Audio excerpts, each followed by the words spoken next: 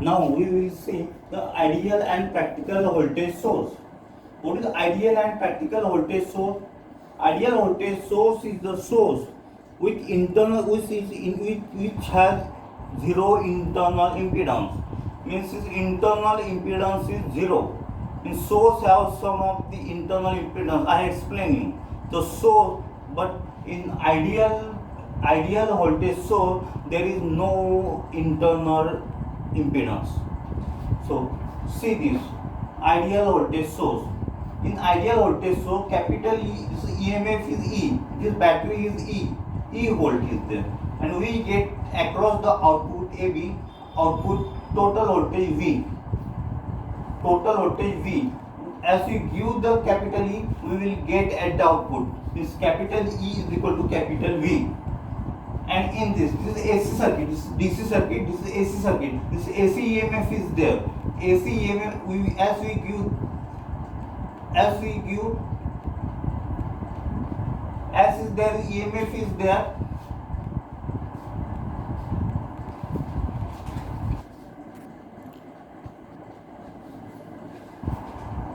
as we see this is the AC voltage. As we give AC voltage E volt, we get output V as E. So see this graph is there where on the x-axis there is IL, current IL, load current IL is there. On the y-axis there is capital V volt is there. So we get, as we give the voltage by the EMF, we will get the output as same. When we have you capital V volts, and as the current increases, the load voltage remains constant.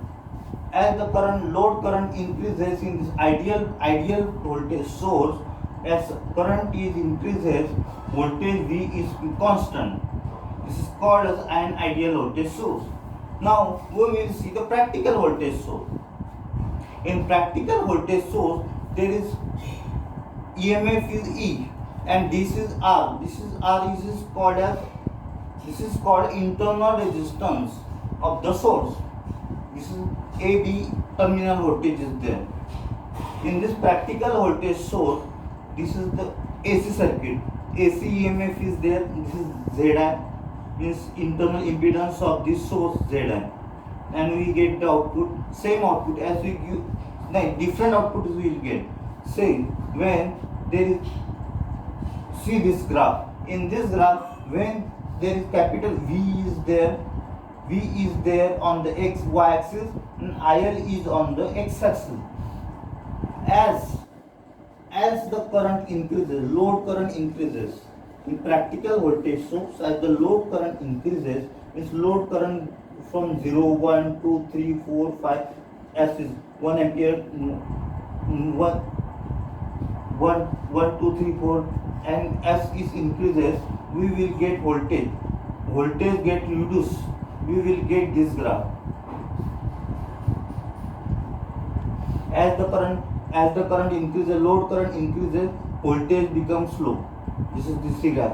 This is decline line. This is called as practical voltage source. This is called as practical voltage source. Now we will take example on this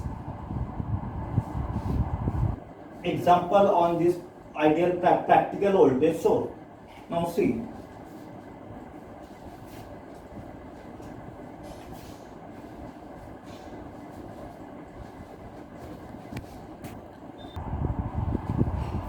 Now we will see the ideal and practical current source.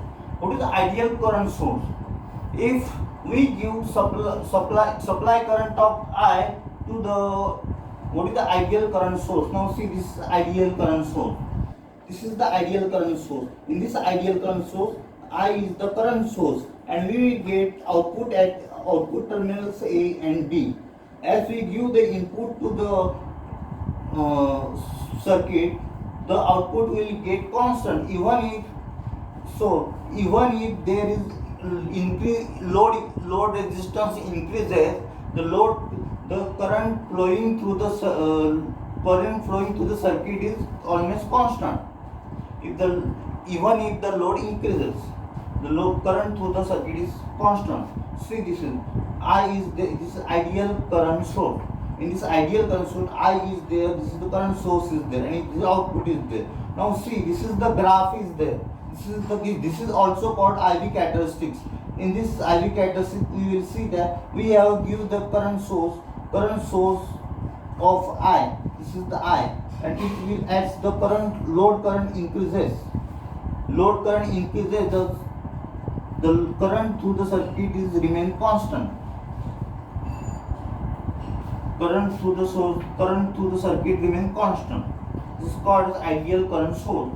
Now we will see the practical current source. What is the practical current source? In this practical current source, every source has this internal impedance.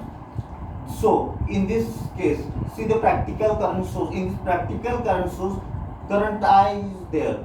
This is the source current. Current source is I is there. And what is Zi? Zi is called as internal impedance of the current source. Why? It is parallel with this source. Why this is parallel?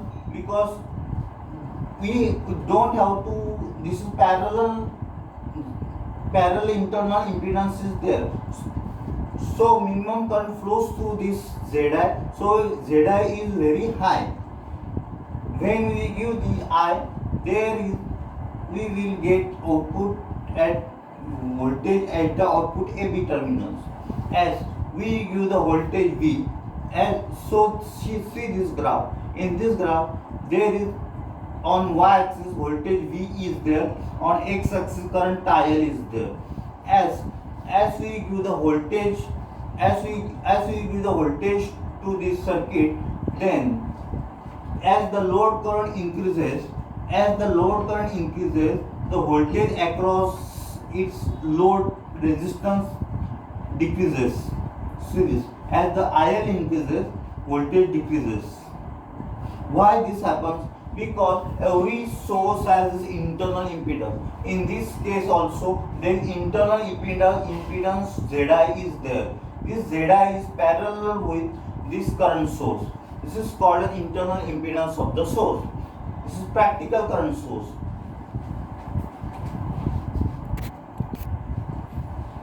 Now see this ideal and practical current source. This ideal and practical current source, there in this practical current source is this. This is the practical current source. In this practical current source, there is I is in current source I is there. In parallel, there is Zi is there. Zi is called internal impedance of the source. And ZL. So ZL is the output impedance connected across the terminals A and B. This is ZL. In this case, Zi parallel with ZL. As for this purpose, as we get in practical current source, Zi is infinity. Means 0 to Zi is very high, means it is infinity. You can consider it is also okay. Zi is very high. As the Zi is very high, maximum current does not flow to Zi, and current flows to ZL almost. When Zi is equal to infinity, current flowing through the ZL is maximum. So this is very important in this case. Zi is equal to infinity and ZL. So in this case, Zi is parallel with ZL in this practical current source.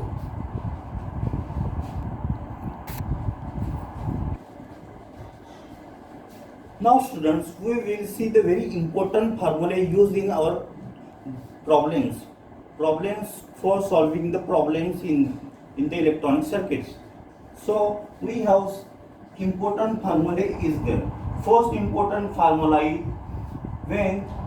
when resistance are in series, means one terminal of resistance is connected to another terminal of resistance, and in this way resistance are connected in series, then capital RT means total resistance is equal to R1, means first resistance R1 plus second resistance R2 plus third resistance R3 plus 4 resistance. In this way, this is for series circuit. This is the formula for series circuit. means we will add this R1, R2, R3 in this series circuit and we will get the total resistance RT. Now second formula for parallel circuit. Now if the resistance are in parallel, how they are parallel?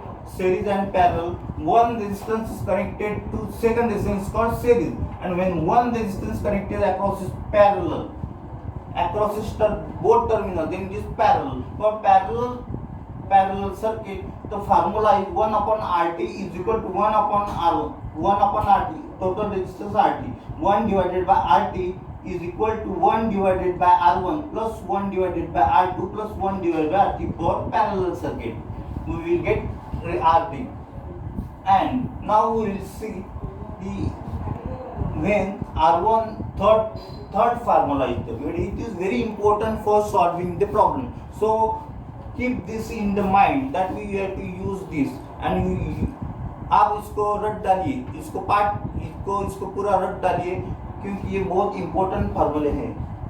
Now third formula is there when R1 and R2 are in series across supply V. When R1, this is R1, this is R2, they are connected in series. Then voltage across this R2. How we calculate voltage across R2? We have get formula for this one, and this formula is VR2, means voltage across R2. VR2, voltage across R2, VR2 is equal to R2 divided by R1 plus R2, R2 divided by R1 plus R2 into supply voltage V. This is a very important formula. So keep in mind that. Now we will see fourth formula when R1 and R2 are in parallel. Then means R1, this is R1 and this is R2. They are in parallel. This R1 connected with R2 in parallel, and we will use supply through this. Here we use this supply. Then we will get I2. I2 means current flowing through R2 is I2. Then I2 is equal to R1. I2 is equal to R1 divided by R1 plus R2. R1, if we have to calculate current through the R2, then first I2 is equal to, first we get R1 लेने का, फिर नीचे we will take R1 plus R2 into total current. This is the total current flowing through this circuit, IT. Now I1, how we will calculate I1? Current through I1 is equal to current through resistance R1. I1 is equal to R2. First take this R2, then R1 plus R2 into IT, total current flowing through this circuit. IT means I total. Total current. R2 divided by R1 plus R2 into IT. So we will get I1, current through R1. So remember in mind that when we have to calculate supply voltage across series circuit, then we will multiply. If we want to take VR2, then R2 divided by R1 plus R2. Take first R2. We have to take voltage across R2, VR2. Then R2 is there, and in downward there R1 plus R2 is there, into V is there, and in parallel current calculating current in parallel circuit, then I2 is equal to R1 divided by R1 plus R2. Means we have to take first resistance this R1, then R1 plus R2 into total current IT. In this way we can calculate current and voltage in series. This is for very important for series and parallel circuits. Then it is very important for series and solving problems in series circuit and parallel circuit.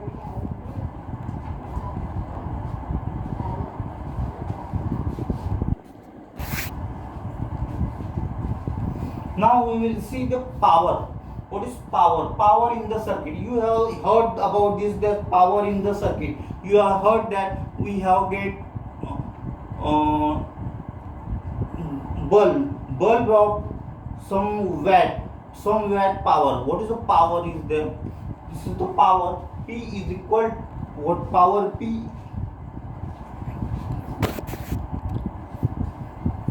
Power is rate of doing electric work.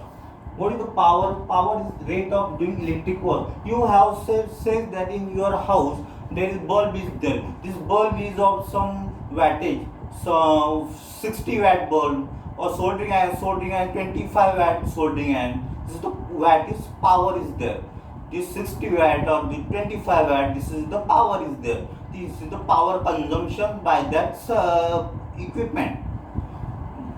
So what is the now what it is the rate of electric work. It is the rate of doing electric work. What is the power? Power is rate of doing electric work. This is the definition of this power. Now we will see what is equation for the power. Power P is equal to W divided by T. W means work and T means time. Now this we get P is equal to W divided by T. Now, but V is equal to W divided by T. Voltage V is equal to work watt W, power watt W divided by charge Q. Now W is equal to V. Therefore, W is equal to V into Q. So I is equal to, and we have I is equal to Q divided by T. So T is equal to Q divided by I. T is equal to Q divided by I. We will get this formula. Now substituting these two means these two formula. First formula is what? This first formula W is equal to V into Q. And second formula T is equal to Q divided by I. Substitute these two formula in this P is equal to W divided by T. Now substituting these two, we will get P is equal to V into Q divided by T Q divided by. So Q gets cancelled and we will get the equation P. We will get P is equal to V into I. Q get cancelled. I comes in the upper side. So we will get P is equal to V into I. This is the one important formula. Now P is equal to VI. P is equal to VI. This is the first formula we will get. Now in this P is equal to VI. P is the power. Power is unit is watt. Now V voltage is there. Voltage is unit is volt. Now I current is there. Its unit is ampere. So here write watt is equal to voltage into ampere. Now substitute V is equal to IR. Now substituting V is equal to IR by the Ohm's law. Ohm's law states V is equal to IR. In this V is equal to IR, we will substitute V is equal to IR in equation 1. This equation 1 is, so P is equal to IR into I. IR into I. So we will get I square R. We will get I square R. I into I square and resistance R. We will get second formula. Now P is equal now substituting this I is equal to V divided by R in equation 1. Equation 1 we have I is equal to V divided by R. We have get from Ohm's law. I is equal to V divided by R. Substitute this in equation 1. So P is equal to V. V into I is V divided by. So we get P is equal to V squared into R. So these three formulae are very important. P is equal to VI. Then second formula P is equal to I square R. And third formula P is equal to V square R. These three are very important formula. V square divided by R. Sorry, here is V square divided by R. V square divided by R. These three are very important formulae. We will get P is equal to V into V divided by IR. is equal to V squared divided by. This is the formula. These three formulas are very important. So you must study these formulas already in your book.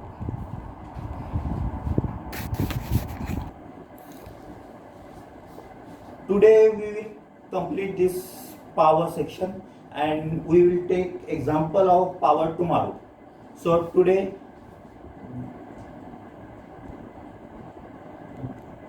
we will end this session at this time. So thank you and bye bye.